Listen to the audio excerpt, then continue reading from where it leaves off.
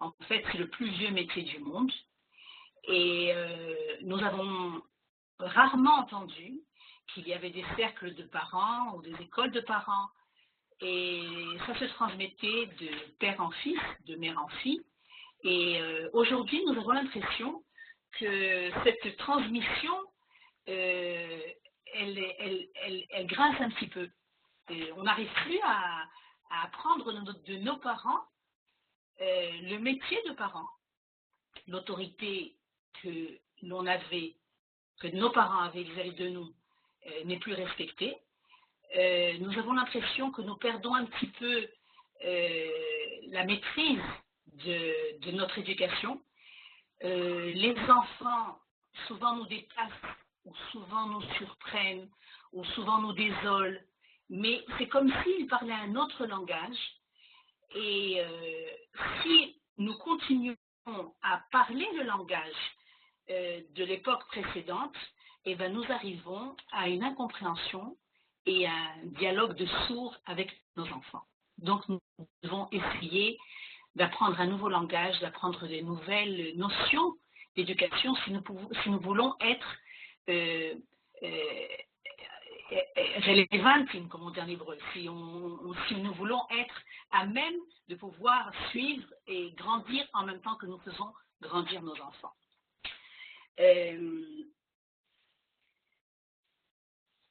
Nous avons prié pendant de longues années, pendant de longues générations, d'arriver à la Géoula.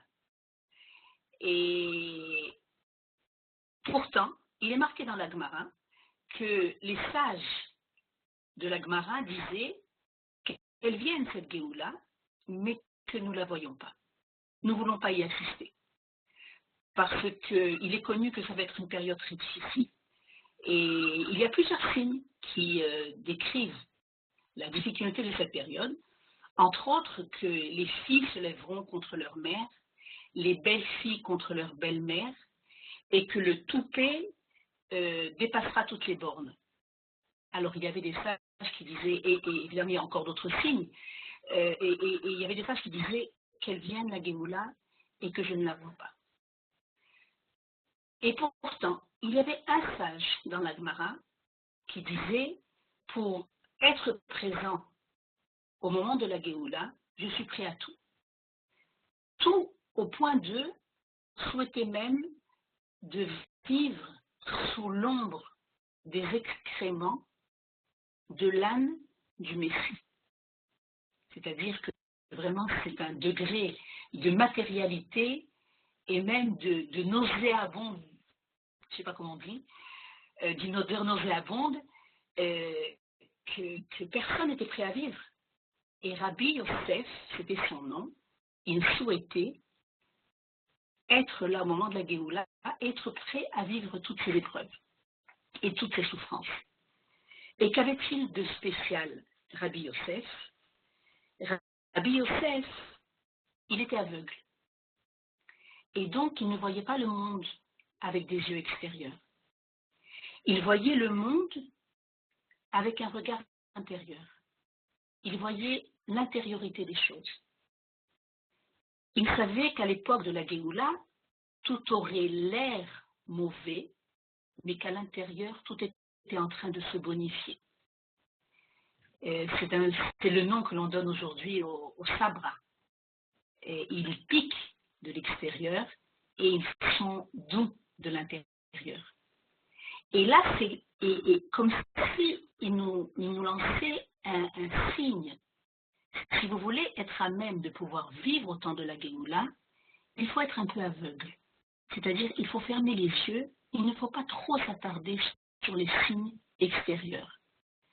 Développer ce regard intérieur, comme moi, disait-il, qui était aveugle, qui va vous permettre de pouvoir plonger dans l'intériorité de ces gens, de ces enfants qui vont vivre dans le temps de la Géoula. Je voudrais vous raconter deux histoires. La première, c'est celle d'une dame qui est connue en Israël. Elle s'appelle Ariel Assavir. Elle est écrivain. En même temps, elle écrit des chants pour les enfants, elle écrit des pièces de théâtre, etc. Et elle était un jour à un cours auquel j'ai aussi assisté.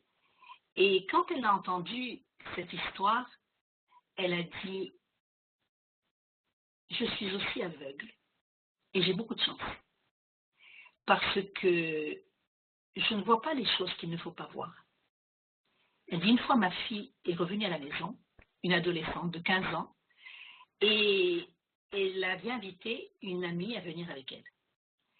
Et je les entendais parler.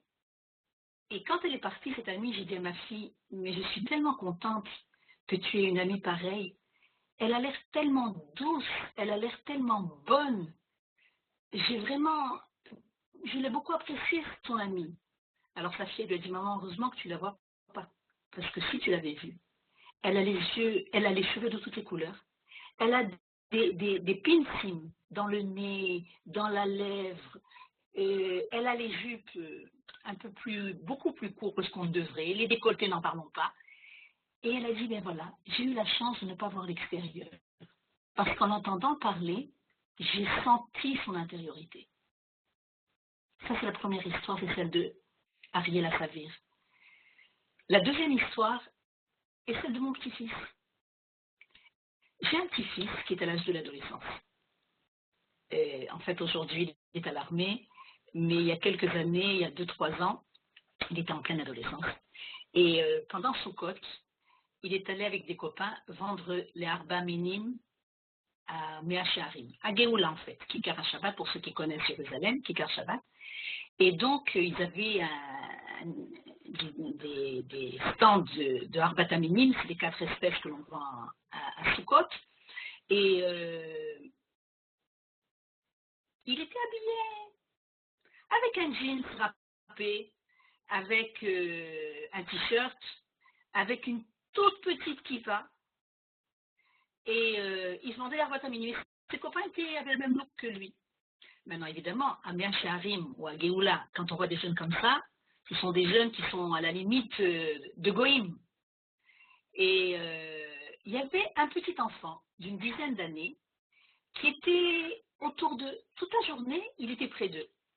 Et chaque fois qu'il s'arrêtait pour aller faire une pause pour aller manger, alors il prenait ce petit enfant avec eux, et ils achetaient une pizza ou ils achetaient une boisson, etc. Et à la fin de la soirée, ils se sont étonnés de voir que comment cet enfant il traîne comme ça dans la rue toute la journée. À la fin de la soirée, il y a le papa qui est venu, qui était habillé comme un vrai juif religieux, et qui a pris son fils de force et il lui a dit, je ne veux pas que tu traînes avec des shaïguettes, avec des goïms. Alors, Tof, je ne sais pas si mon petit-fils, ses copains ont compris ce mot en yiddish, mais en tout cas, ils ont compris dans l'attitude du papa qu'il n'était pas très content de la fréquentation de son fils. Et le lendemain, l'enfant est revenu. Et il a raconté que sa maman était très malade, qu'ils étaient une famille avec beaucoup d'enfants, qu'elle était très malade et qu'elle ne pouvait pas s'occuper d'eux. Et que le papa ne pouvait pas travailler, s'occuper de la maman. Et bref, il a raconté ça comme une petite une histoire qui les a touchés. Et le soir, les deux jeunes, mon petit-fils et ses deux copains, ils ont pris ce qu'ils ont gagné pour l'herbe à minime. Ils sont rentrés au supermarché et de presque tout l'argent qu'ils avaient gagné, ils ont fait un énorme colis et ils ont emmené ça à la famille. Ça, c'est être capable, je ne sais pas si on est toujours capable, de voir au-delà de l'extérieur. Et si on veut être capable de vivre cette période que nous vivons, il faut adapter des lunettes. Il faut développer un regard. Il faut apprendre à être les disciples de Rabbi Yosef.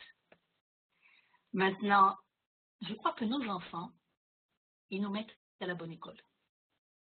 Parce que ce sont eux qui nous apprennent que si on veut vraiment pouvoir continuer à communiquer avec eux, pouvoir faire encore un bout de chemin avec eux, les aider à grandir, on est obligé de développer ce regard. Combien d'enfants nous voyons autour de nous, où la kippa se fait de plus en plus petite, jusqu'à devenir presque invisible, où les jupes des jeunes filles se raccourcissent, où les maquillages s'intensifient, où extérieurement ça a l'air vraiment d'une assimilation. Mais nous, parents de cette génération, nous devons, c'est un devoir, c'est un apprentissage, nous efforcer de mettre en valeur des choses qui ne sont pas claires à un premier regard. Et les enfants ne nous font pas de rabais. Ils sont tellement pleins de chutzpah, ça veut dire plein de, quelque part, ils ne se cachent pas. Ils ne jouent pas le jeu. Ils ne sont pas hypocrites. Ils ne font pas ça pour la galerie. Et ils n'ont pas appris la politesse à la française pour faire plaisir à l'environnement. Et ils sont tellement crus dans leur comportement que si nous n'allons pas au-delà des apparences extérieures, nous perdons tout contact avec nos enfants. Est-ce que jusque-là, vous avez des questions, vous avez des réflexions, vous avez peut-être vous-même des histoires à nous raconter?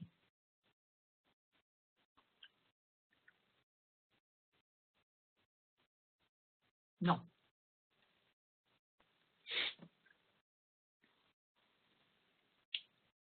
Donc, si on nous avait demandé, est-ce que nous sommes prêts à vivre dans cette période? Puisque nous avons dit que dans la Gemara, il y avait deux tendances. Il y avait ceux qui disaient qu'ils ne voulaient pas vivre dans cette période. Et il y avait Rabbi Yosef qui disait que oui, à n'importe quel prix. Si on vous avait demandé à vous, si on m'avait demandé à moi, à nous, est-ce que nous sommes prêts? Est-ce que nous voulons? Je ne sais pas ce qu'on aurait répondu. Il y aurait peut-être des parents qui auraient dit oui, avec plaisir, à n'importe quel prix, c'est extraordinaire, quelle chance nous avons de vivre avec cette époque. Il y en a d'autres qui ont dit non, pas match là, on ne va pas demander. On ne va pas demander mon avis, c'est vraiment trop complexe. Moi, la génération précédente, elle me convenait très bien, où il y a deux générations. Et la répartition des rôles était très claire. L'homme, c'était l'homme, la femme, c'était la femme, les parents, c'était les parents, les professeurs, chacun avait sa place, et c'était bien structuré, et chacun savait comment se conduire. Et aujourd'hui, tout est embrouillé. Il faut tout apprendre comme si il y avait pas, comme si on naissait aujourd'hui, comme si une nouvelle vie commençait aujourd'hui. Il faut tout réapprendre. Mais on ne nous a pas demandé.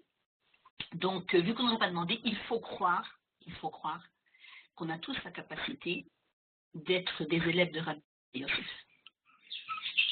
Parce que, Ofa, Oui, Ofa, oui, tu voulais dire quelque chose? non, j'ai réussi à la webcam, je crois. Moi, je t'entends en tout cas. Moi aussi. Ah, très bien. Oprah, j'ai coupé le micro, je pense que c'est une erreur. Si tu veux intervenir, avec plaisir. Ok. Ofa. Elle est en train de parler. Ofa Abraham. Oui, j'entends. Ok. Tu veux intervenir ou pas? Non, pas encore. Ok, je t'aide. Alors, je continue. Et donc, nous sommes nés, nous avons été choisis pour vivre cette période. Nous sommes des parents des enfants qui grandissent dans cette période. Ces enfants-là ont été choisis pour faire avancer la Géoula, parce qu'Akadosh Baruch Hu, il ne chôme pas et qu'il fait avancer à grands pas la délivrance d'Israël, et que les neshamot, les âmes des enfants qui naissent dans cette génération, ce sont celles qui doivent combattre et mener toutes sortes de combats, que ce soit des combats sur le champ de bataille, que ce soit des combats spirituels, et jusqu'à des rattachés construire le Beth Amikdash. C'est pas évident de pouvoir être un enfant des générations précédentes et d'affiner toutes les enjeux que notre génération doit vivre. Et nous, il faut qu'on se rappelle que ce qu'il y a eu pendant 2000 ans était adapté pour pouvoir vivre une période d'exil. Donc on a adapté des méthodes éducatives qui se sont transmises de génération en génération, qui étaient à même de pouvoir traverser 2000 ans d'exil. Ce n'était pas évident. Il y avait des mecs, nos parents qui nous ont précédés ont été vraiment des giborim, de pouvoir traverser tellement de souffrances et tellement d'essais de nous exterminer tant physiquement que spirituellement. Et ils ont eu le mérite de nous faire arriver jusque-là. Et eux, ils ont su faire leur travail. Nous, aujourd'hui, on doit apprendre, on doit innover une nouvelle façon, un nouveau chemin qui n'a jamais existé. On n'a jamais vécu la période que l'on vit. Et nos enfants nous aident à apprendre à discerner la lumière au travers des ténèbres. C'est ça la Géoula. Les ténèbres et les lumières sont mélangées les uns aux autres. C'est flagrant. Nous avons vécu il n'y a pas longtemps l'enlèvement des 3 enfants, des 3 jeunes. Et nous avons au niveau national, maintenant c'est plus au niveau individuel, comme l'histoire que je vous ai racontée, mais même au niveau national, nous avons vécu une période de grande élévation. Nous avons vu le dévouement d'un peuple entier qui s'est dévoué pour aller aider. Il y en avait qui cuisinaient, il y en avait qui transportaient, il y en avait qui étaient masseurs et qui massaient, il y en avait qui étaient coiffeurs et qui coiffaient, il y en avait qui savaient faire, qui prenaient des tonnes de viande pour aller faire des barbecues aux soldats qui étaient sur le terrain. Ne parlons pas de la quantité de chaussettes et de sous-vêtements qui ont été distribués là-bas, ni des lettres qui ont été envoyées, ni des gâteaux qui ont été des mains des pâtissières de toutes les mamans d'Israël. Ça a été un élan de dévouement et d'amour gratuit qui était vraiment, qui nous a remplis d'admiration sur qui on est. Mais la guerre se termine, et puis, très vite, on revient au quotidien. Ça a été après les élections, et à nouveau, c'est déplorant de voir comment on est capable de se crêper le chignon. On est capable de mots qui sont blessants. Et alors, regarde, on est qui exactement? La lumière et les ténèbres sont mélangées. Il y a en nous et la lumière et les ténèbres. Et la lumière est très grande et les ténèbres sont très grands. C'est un des signes de la période que l'on vit. Et la question que l'on doit se poser, mais est-ce que, en fait, notre vraie nature, c'est quand on est en guerre les uns contre les autres, quand il y a une sorte de haine gratuite, c'est pas mamage de la haine, mais d'une agressivité et d'une... Est-ce que c'est ça notre véritable nature? C'est ça notre véritable façon d'être? Ou alors, ces élans de bonté et d'amour gratuit, c'est ça notre nature? Je crois que vous serez tous d'accord pour dire que notre véritable nature, c'est d'émettre ce chesed, c'est d'émettre cette bonté, cet amour gratuit. Et si aujourd'hui on est dans les parachiotes de nos avot et de nos imaot, ça c'est un cours d'éducation qui est au-delà des générations, qui est au-delà des époques. C'est qui nos parents? Qui c'est l'exemple des parents que l'on admire, desquels on apprend? Ceux dont les valeurs, les midotes coulent dans nos veines. Nous avons le même code génétique que nos avot et que nos imaot.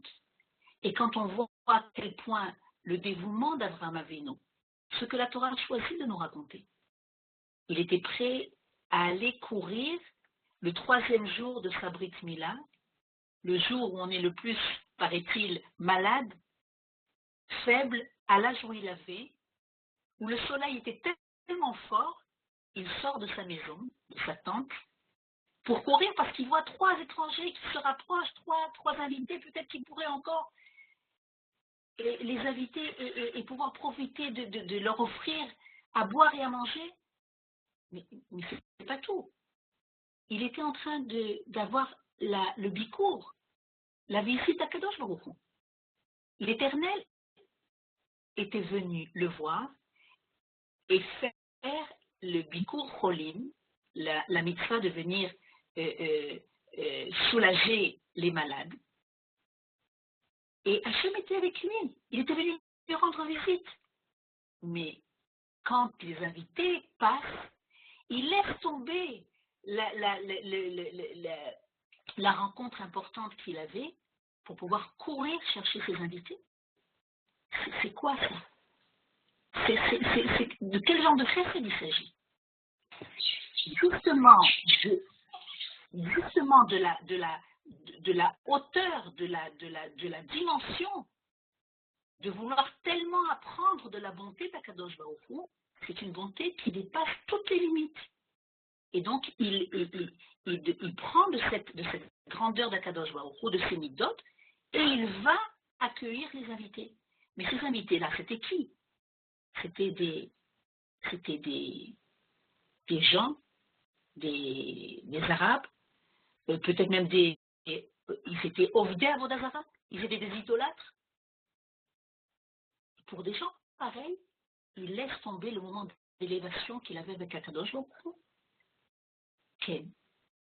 Parce que Abraham, qui est le Hamoud, qui est notre père, qui nous enseigne le chesed, Abraham et Sarah, il demande à Sarah de cuisiner, de faire des gâteaux, et tous les deux ils courent, et ils s'empressent, et ils vont, et ils viennent, ils sont pleins d'effervescence. Ce sont eux qui viennent et qui nous enseignent que c'est ça la base de notre vie.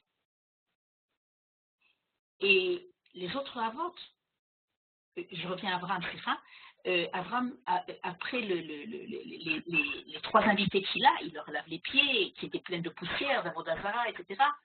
Ensuite, il y a je ne me rappelle pas si c'était avant, c'était Sdom, ou après qu'il était Sdom, peut-être que quelqu'un peut me rappeler. Avant la destruction de Sodome, il reçoit cette présence. Ok, Toda. Avant la destruction de Sodome, il reçoit les invités. Donc, après la destruction, après les invités, il y a eu Sodome. Okay. Et à ce moment-là, il rentre en discussion avec Akadosh Baruch Hu. Akadosh Baruch Hu lui dit, je vais détruire Sodome. Et Abraham Avinu discute avec lui. Il lui dit, mais comment c'est possible? Tu veux détruire une ville? Peut-être qu'il y a des tzadikim dans cette ville. Alors, Akadosh Baruch Hu dit, ok, peut-être 50, peut-être 40. On est au souk.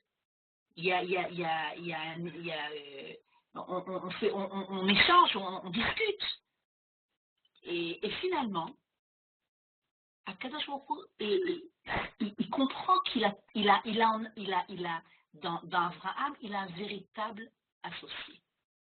Un véritable associé pour créer un monde dans lequel la base est le chesed. Alors me diriez-vous, mais Yitzhak, c'est le din.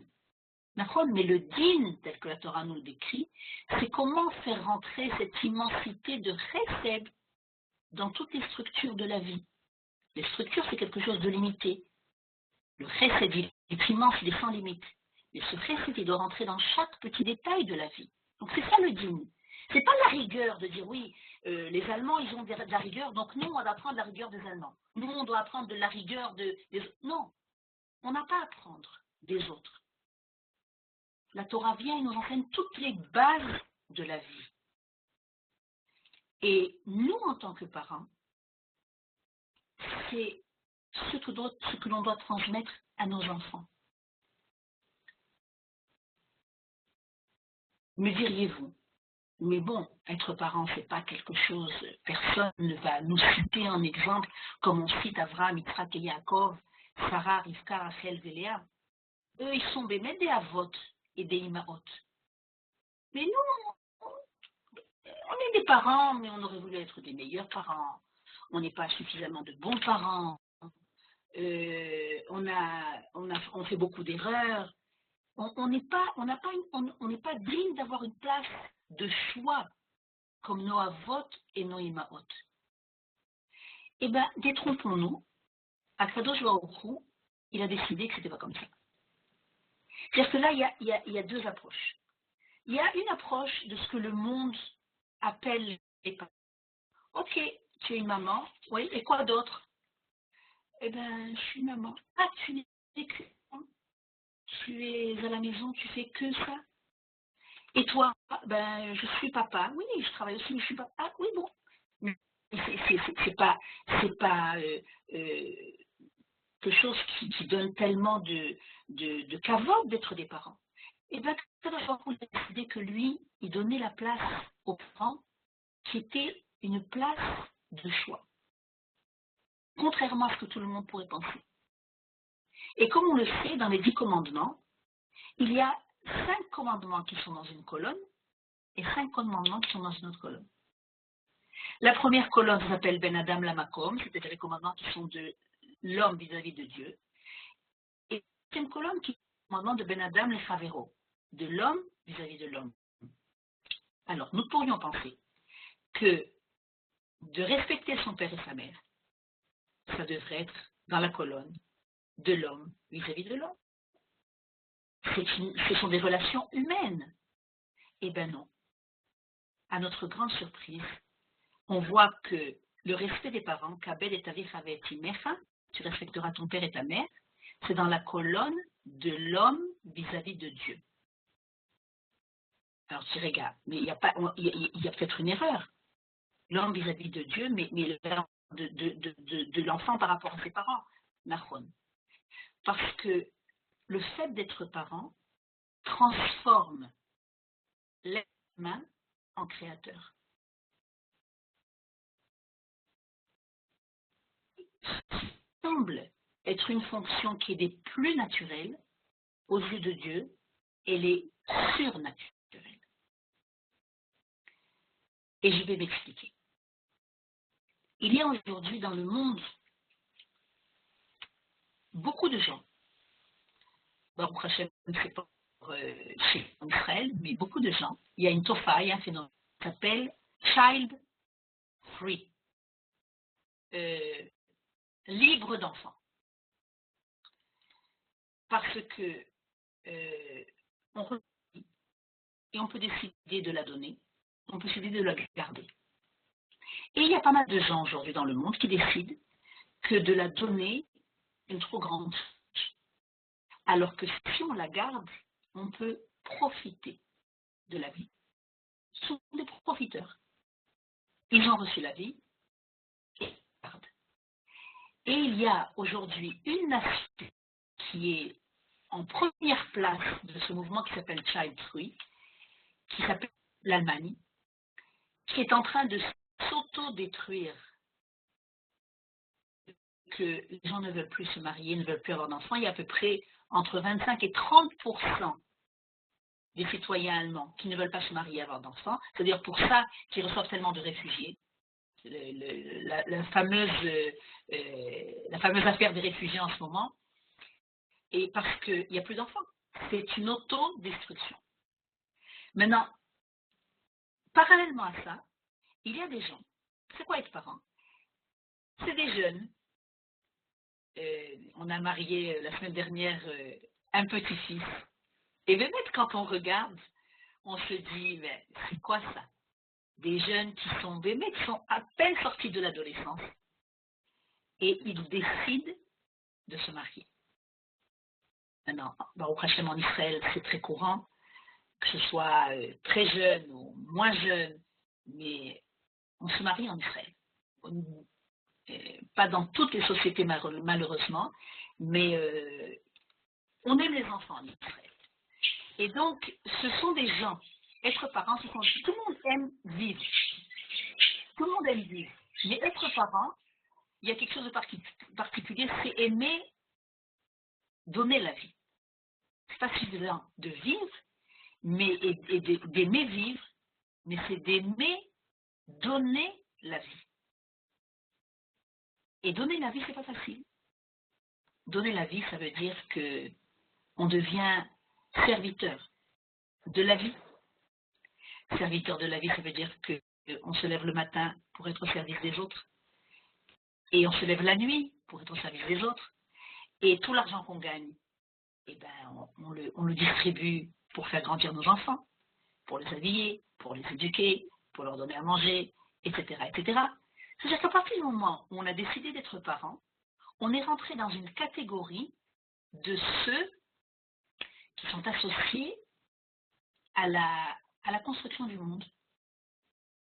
Parce que si les maîtres, demain, par science-fiction, il se passait une chose qui pourrait être que les gens arrêteraient complètement d'avoir des enfants, ben, il n'y aurait plus de monde. Et le monde se perpétue grâce à ces gens qui s'appellent des parents. Ce sont les associés. Et en tant que tel, Akadosh Baruch Hu les a mis tout près de lui, une place de choix dans les commandements de Ben Adam Lamakom, de l'homme vis-à-vis d'Hachem. Il a mis les parents près de lui. Et lui donne aux parents leur kavod. Et si Hachem donne aux parents le kavod, alors il faut que nous, on arrive à se redresser, nous parents, se redresser et réaliser à quel point ce que nous faisons est important. Alors vous pourrez me dire, oui, mais on le fait mal. C'est important, il n'y a pas marqué dans Kabed et Avira avec Imecha, tu respecteras ton père et ta mère, à condition qu'ils soient intelligents, à condition qu'ils te fassent du bien, à condition qu'ils te donnent de l'argent. Non, sans condition.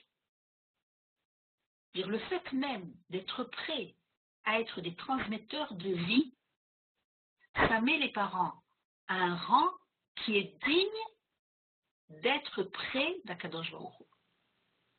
Nous sommes ses envoyés sur terre, nous sommes ses associés. D'ailleurs, il est marqué qu'il y a trois shutafim, trois associés dans la vie de l'homme, Akadosh Baruch Hu, son père et sa mère. Mais on pourrait penser, ok, alors peut-être que, évidemment, quand un enfant naît, c'est évident qu'une neshama qui vient sur terre, on se dit, ok, c'est évident qu'il n'y a pas que le père et la mère. On ne sait pas créer des neshamot. Donc la neshama, elle vient d'Akadosh Baruch Hu, et le reste vient du père et de la mère. Non, les sages nous disent que trois shutafim, trois associés, c'est pas seulement au moment de la naissance. Shosha shutafim, c'est toute la vie.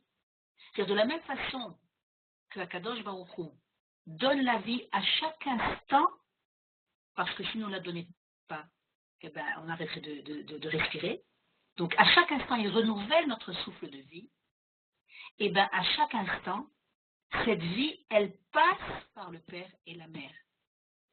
Et ceux qui sont le plus à même de comprendre leurs enfants, d'aider leurs enfants, parce qu'ils sont le tuyau de la vie, parce qu'ils sont le transmetteur de vie, ce sont les parents. Alors nous avons toujours tendance à dire, oui, je vais aller demander au psychologue, et je vais aller demander au psychiatre, et je vais aller demander au médecin. C'est important. Il y a de la place pour tout le monde, pour tous les corps de métier. Mais le corps de métier par excellence, il s'appelle être parent. Cette neshama, on lui a donné vie et on continue à la faire vivre.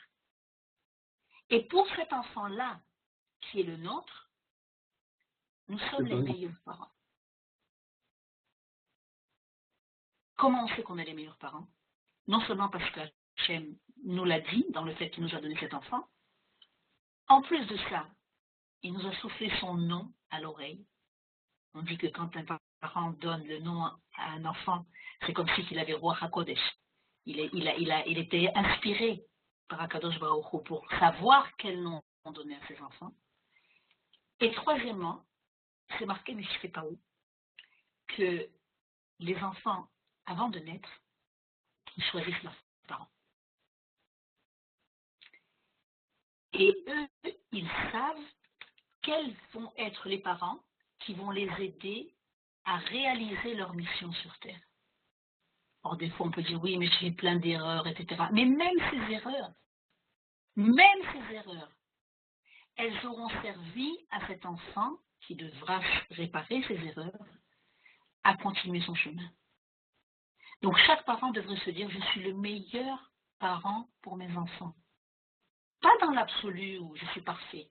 Non, mais je suis exactement ce dont mon enfant a besoin.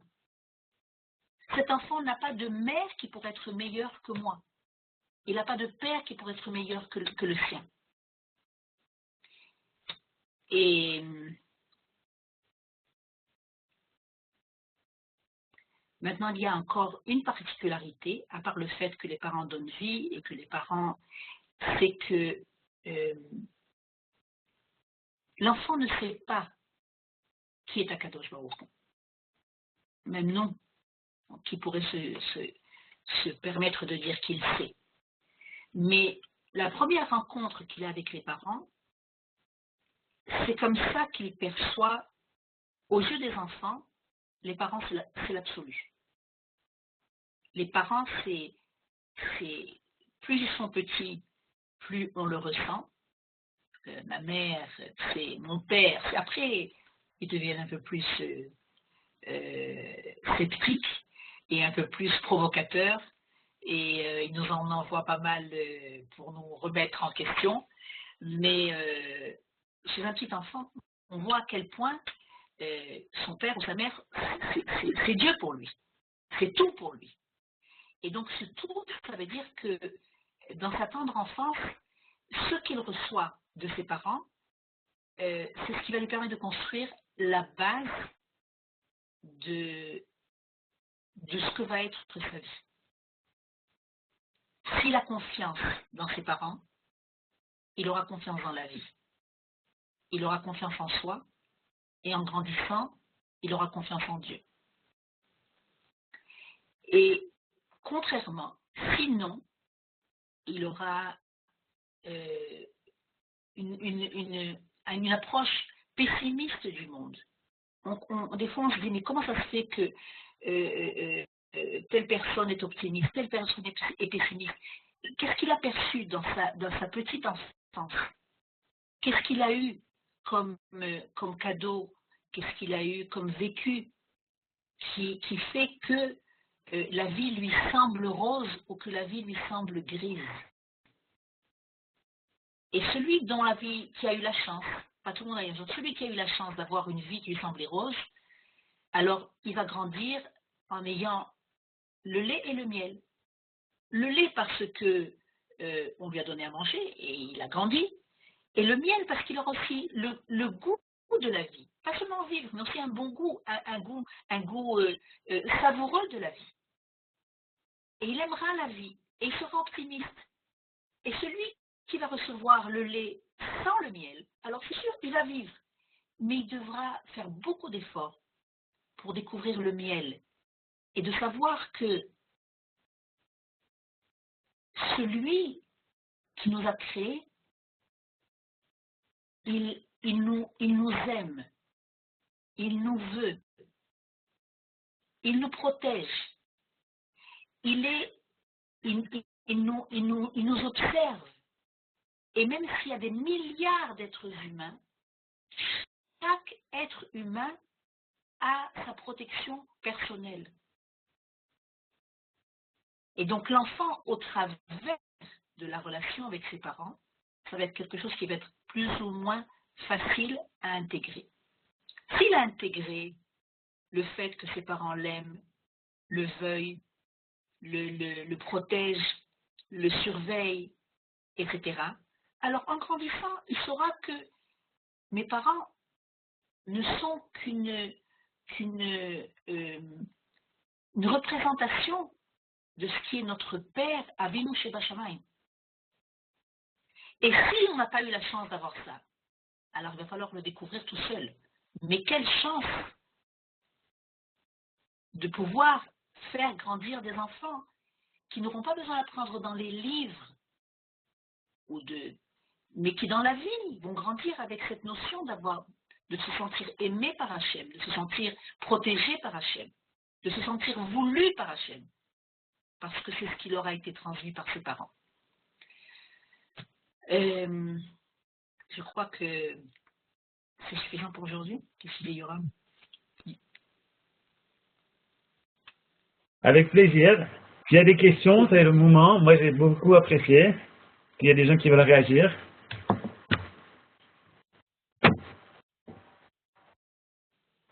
Non? Ok. Sur le chat, peut-être? Je suis sûr qu'il y a quelqu'un qui va me dire quelque chose sur le chat. On attend quelques secondes. Ok. C'est toujours un plaisir de l'écouter. Ah ben voilà. C'est au France, hein? Oui. J'ai reconnu ta voix. C'était très sympa. Belle introduction. Toda, toda. Alors, bon, on se... C'est quoi le chat? Ça veut dire que les gens, ils écrivent au lieu de parler? En haut, ouais, ils peuvent poser des questions.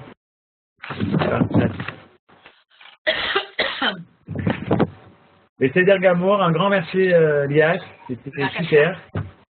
Moi, tu as parlé du chesed. Moi, que je te connaissais pas avant, mais j'ai senti à chaque mot, j'ai senti ce chesed qui venait des paroles. Vraiment, un grand merci. Toda Rabba. Et il y a quelqu'un d'autre qui parle? Ça a été moins difficile que ce que j'imaginais. Ouais. Le fait que je te vois en face de moi et que je vois Chava et toi qui en face de moi, ça fait plaisir de ne pas parler devant un écran. Ah voilà, coupère à tous, merci beaucoup Liad, je vois ça dans le truc. Voilà. Ils sont à Givat Shmuel, c'est le groupe de Olim Hadashim qui est arrivé cet été à Givat Shmuel avec la Lia de groupe. Super. Et on s'est rencontrés hier soir et c'était un vrai plaisir de les rencontrer.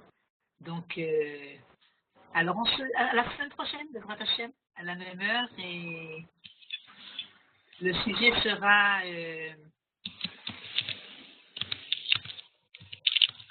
touchera à l'éducation des enfants, évidemment. Super, Toda Rabba Lias. C'est tout. Si vous avez apprécié, parlez-en autour de vous, à vos amis, à votre famille, pour qu'il y ait encore plus de gens qui puissent suivre cette série de cours. Moi, j'aurai le plaisir de vous retrouver tout de suite pour un autre type de cours. On fait tous les jeudis soirs. Après le cours de Liadvar, on fait un cours sur la Parashat de Shavua. Chaque semaine, un nouvel intervenant. Ce soir, on a le plaisir d'être avec le professeur Dana Picard, que vous connaissez certainement. Il me semble, président du Machon Lev. Il va nous donner son point de vue sur la Parashat de Chaye Sarah. Suite sur fr.lilmod.org. Voilà.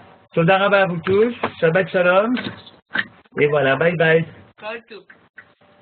Pour encore plus de cours, rendez-vous sur fr.lilmod.org. Toda Rabba.